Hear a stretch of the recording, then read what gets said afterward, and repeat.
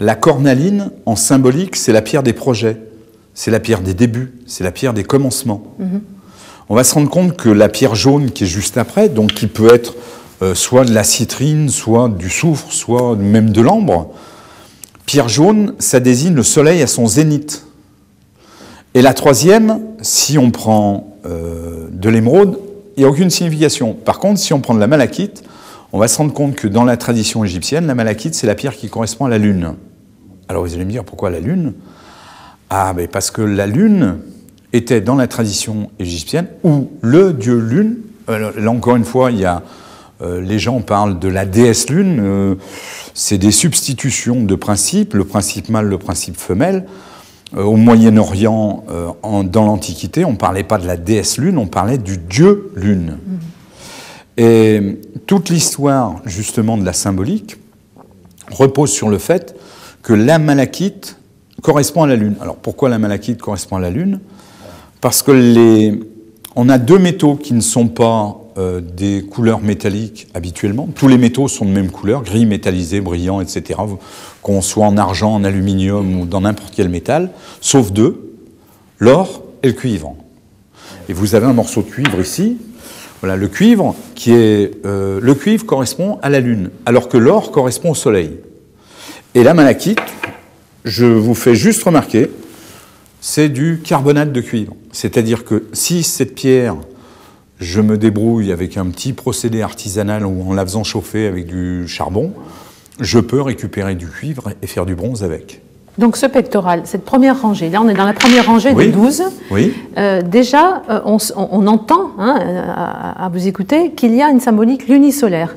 Oui. Donc est-ce que ça va orienter quelque chose dans la destination de ce pectoral? Bien sûr, déjà. Puisque ce pectoral, cette première rangée, l'incense. On a le soleil qui se lève, le soleil à son zénith et la lune.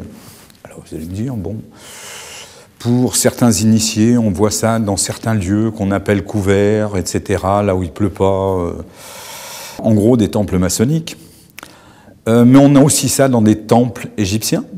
On a ça dans des cathédrales, c'est-à-dire on voit des représentations du soleil qui se lève, du soleil à son zénith. Voir le soleil à son zénith, y compris dans certaines églises, est un triangle, puisqu'on a encore cette symbolique partagée entre la franc-maçonnerie et les symboles dans les églises et dans les cathédrales, où on retrouve un triangle qui représente dans les églises la Trinité et ailleurs autre chose. En fait, la topaze ou la pierre jaune va représenter le soleil à son zénith, et au bout, la lune va représenter la nuit. Ce qui veut dire, en lecture symbolique de la phrase, ici et maintenant, je suis.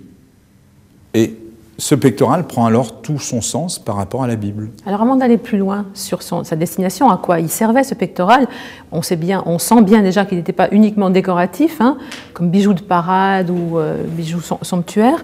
Est-ce qu'on peut dire quelque chose, même de manière très synthétique, sur les 9 autres pierres? Donc elles sont elles aussi dans une symbolique identique, il y a une progression? Alors, les 9 autres pierres, elles mériteraient à elles seules toute une conférence. J'imagine. Elles ont un sens, si vous regardez bien, ça va ressembler à ce qu'on appelle un carré magique, qu'on va retrouver aussi en Égypte. Normalement, d'après ce que j'ai pu en comprendre, je pense que les 9 autres pierres, elles expliquent quelque chose qui est différent qu'on va retrouver derrière, qui s'appelle Urim et Thummim. Elles sont en lien avec Urim et Thummim. Alors justement, ce fameux Urim et Thummim dont on entend beaucoup parler, dont on ne sait pas grand-chose, déjà un grand mystère de ses origines. On lit généralement, je pense que vous n'allez pas être forcément d'accord que Urim était une pierre noire et Thummim une pierre blanche portée par le souverain sacrificateur. Qu'en est-il? Est-ce que c'était une pierre noire et une pierre blanche? S'il suffisait de blackbouler ou de choisir une pierre blanche pour définir le sens du jugement de Dieu, ça serait très simple. Je pense qu'on pourrait tirer à pile ou face, on n'aurait pas besoin d'Urim et Thummim.